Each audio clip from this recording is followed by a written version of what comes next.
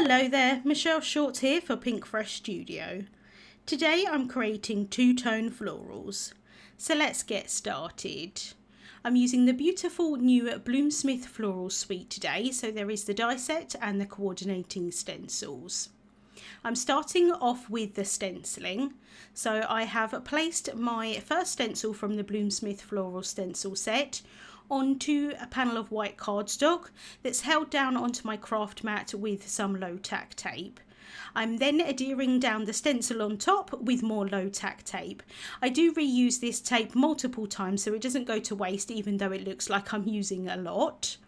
I do like to use a larger panel of cardstock than I need, but you can do this on an A2 size panel as well. So I'm bringing in my first ink here, which is bubblegum, really nice bright pink, and I do dab off the excess ink from my brush onto a scrap piece of paper. Now this isn't really necessary because these brushes are so lovely and soft and fluffy that I'm going to pretty much get a smooth blend either way, but the idea of removing the excess ink from the brush is just so that you get a nice smooth blend, which is what I really wanted on these flowers. But like I say, to be honest with you, I probably didn't need to with these brushes. So I'm going in here with this pink shade, and I want the flowers to be kind of blue on one side and pink on the other side. But I'm kind of pretty much covering these flowers sort of 3/4 the way over with this pink shade, and it doesn't matter to me whether the right side of the flowers are pink or the left side of the flowers are pink, because I may change them later on anyway, but I'm just going with the orientation of where the flowers are on the stencil. So because these brushes are quite large, when I added the pink onto the flower there on the right, I added it on the left hand side, but it automatically kind of sort of leant over to the flowers on the left side, and that made that side pink, so that's why I did it in that way. I'm now going in with the blue shade, which is Seaside, and I'm just going on the other side of the flowers. So some of them are going to end up a little bit more blue and some of them are going to end up a little bit more pink, but that's okay. I was pretty happy with how they turned out. And when the two shades meet in the middle, they are going to create a little bit of a purple shade. I'm not concerned about those flowers there on the top of the stencil on the right hand side. I'm not using those today, but I did just want to make sure that I filled in that triangle there, because I'm going to use that to line up the next stencil. So you can see that I'm lining up the next stencil with those triangles. But because I'm using a larger panel of cardstock here than I actually need to, some of the ink is overlapping, especially in those bottom two corners. So I can kind of use those lines as well to line up the next stencil, which is just helpful. So I can now go in with the second stencil and I can add in the pink again. I'm going in with the pink first rather than the blue, purely just so that I don't have to clean my stencil in between, because I don't want to pick up blue ink on my pink brush. So again, I'm just kind of focusing that colour half or sort of 3/4 of the way onto these flowers. And then I can bring in the Seaside, and then I can add the blue to the other half of these flowers. And I am definitely wanting to dab off the excess ink from this blue because it's quite dark. I wanted these flowers to be really quite vibrant, but I didn't want them to be dark, so I did want to dab off that excess ink. Again, for this third stencil, I can line it up using those triangles, and then again I can go in with that bubble gum.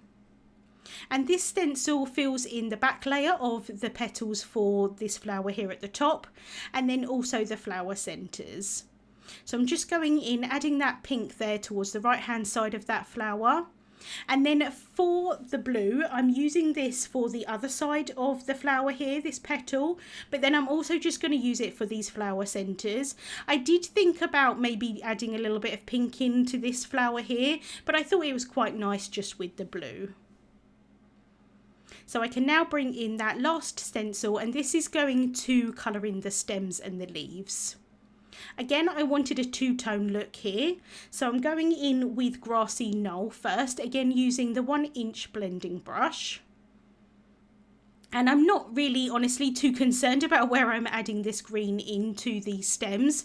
I'm just using the ones here at the top, the larger ones. I knew that the leaves would end up being a little bit too small for my use for this card for the other stems, so there was no point wasting the ink adding that on.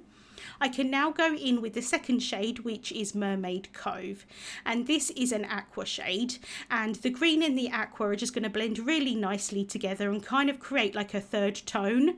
The pink and the blue obviously create the purple in the center, but these ones kind of just make a whole new color on its own, and so they just blend nicely. I'm just trying to make it so that some of the leaves have got a little bit of the green and a little bit of the aqua on them. I can then remove that memo tape and lift off that stencil. And that is all of the ink blending done. At this point, honestly, it doesn't look that great, but where the magic comes in is in the dye. Because not only does it cut out the shapes, it also adds some indentation lines and some detail onto the flowers and those stems. So I have placed that over the top, lining it up with those 3 triangles, and now I can hold it down with some low tack tape. I am adding quite a lot of tape here because it is a large die. I want to make sure that it doesn't shift as I'm running it through my die cutting machine. I can then carefully lift off that die, and you can see here that it's just added so much detail onto those flowers and stems. So I can start popping out all of the pieces here, and you can see that as I'm popping out this stem that the die does cut inside of the ink blending line, so you do have a little bit of wiggle room here if you don't line up that die perfectly. I really love how these stencils and dies work really nicely together. So I can just pop out all of these pieces. These little pieces here, I'm using them as flower centres, but you can use them as flowers on their own as well.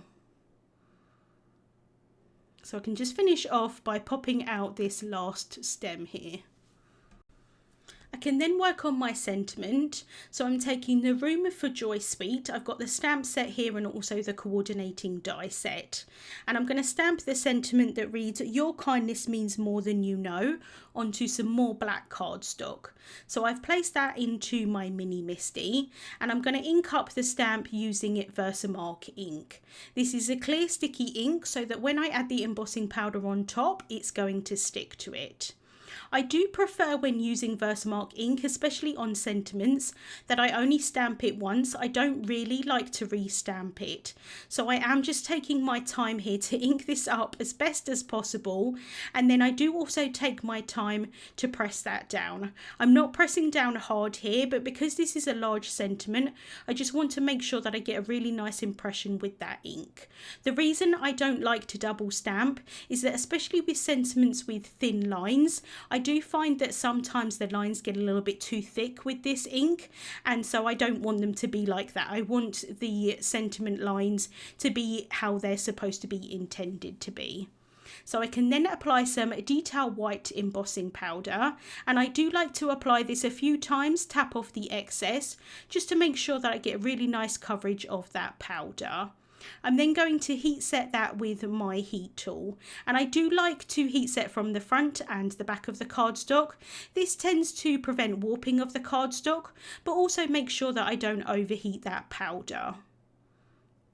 Because this sentiment, the lines on the words at the top are a little bit thicker than the lines on the words at the bottom, I didn't get great coverage of my embossing powder on those 2 top lines. I'm trying to sort of show you here on the camera that U especially is a little bit grainy. I'm going to sort that out in a little while, but for the time being I'm going to cut it out using the coordinating die.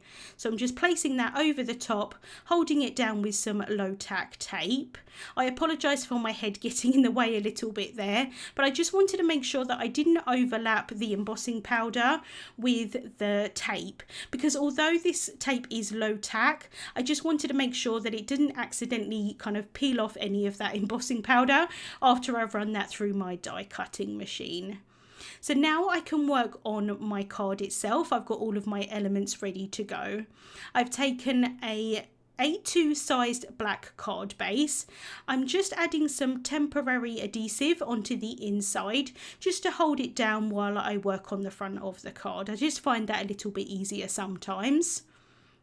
So I can now bring in all of my elements here, and I'm just going to work out where I want them to all be placed before I stick anything down.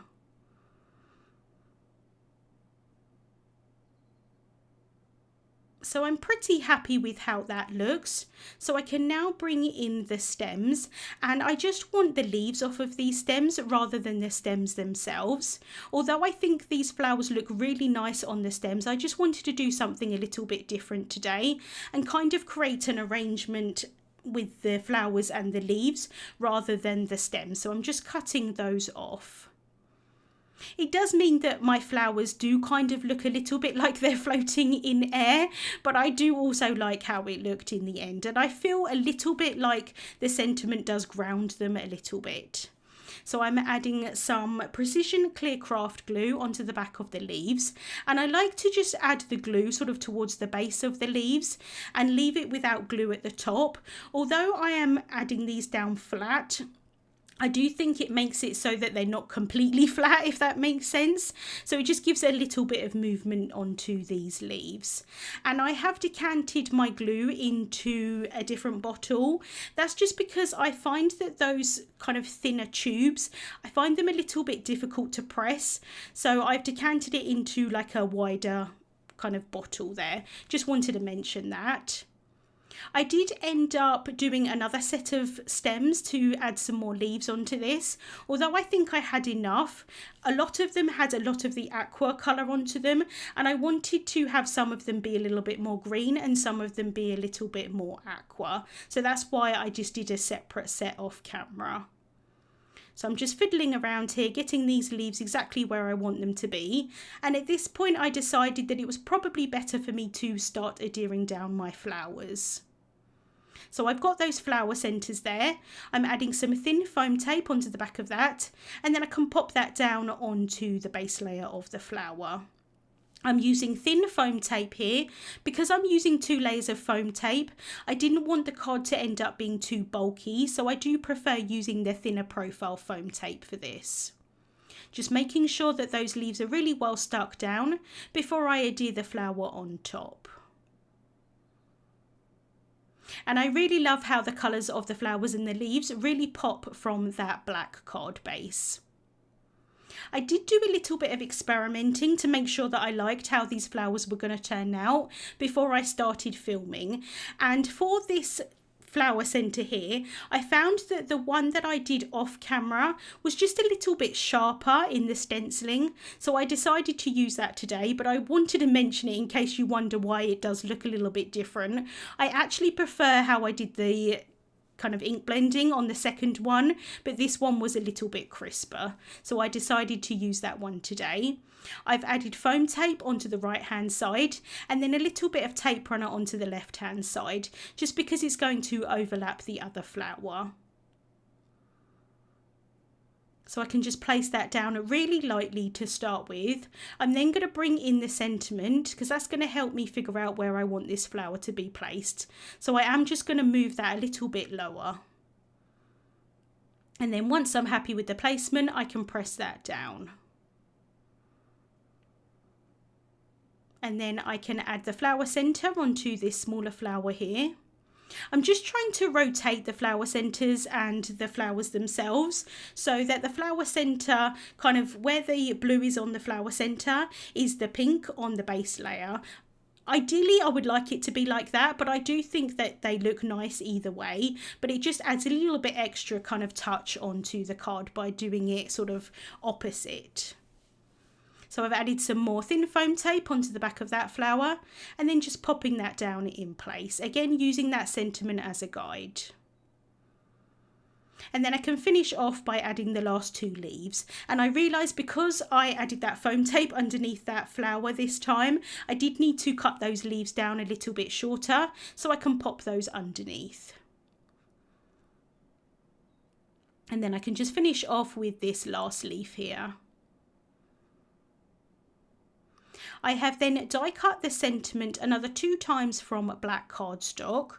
I originally thought that I was going to adhere it down with some foam tape, but I decided in the end it would just be a little bit easier for me to do the layers of the cardstock. I wanted there to be some dimension to this sentiment, like it's going to pop away from the flowers, so that's why I'm adding it with the 2 layers of the cardstock here. And I'm just going to bring in my embellishment tool and just use that end there just to remove any excess pieces of cardstock that tend to hang around after die cutting, just to neaten it up a little bit. And then I can adhere that down onto my card. I'm going to place it again down really lightly to start with, bring in my T-square ruler and then make sure that that's straight, and then once I'm happy with that I can press that down, and I did set that aside to dry just for a couple of minutes. I'm then taking my white gel pen and I'm going to fill in any of the areas on that embossing that wasn't completely perfect. This does just take a little bit of an extra step to do, but I feel like it does make a really big difference to the finished design of the card. Just makes everything look a lot neater.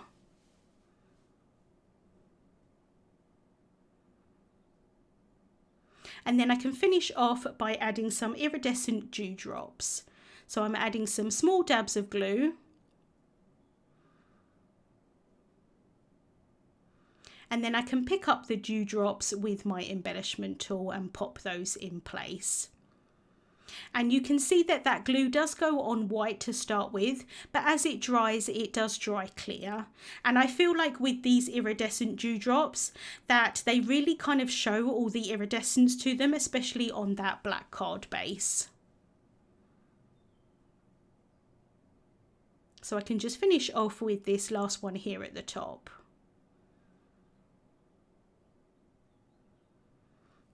And that is the card finished for today. I really love the two-tone on those flowers and leaves, and I really love how the colours pop nicely against that black card base. Links to the products that I used will be listed in the description bar here on YouTube. Thank you so much for watching, and I hope you have a wonderful day.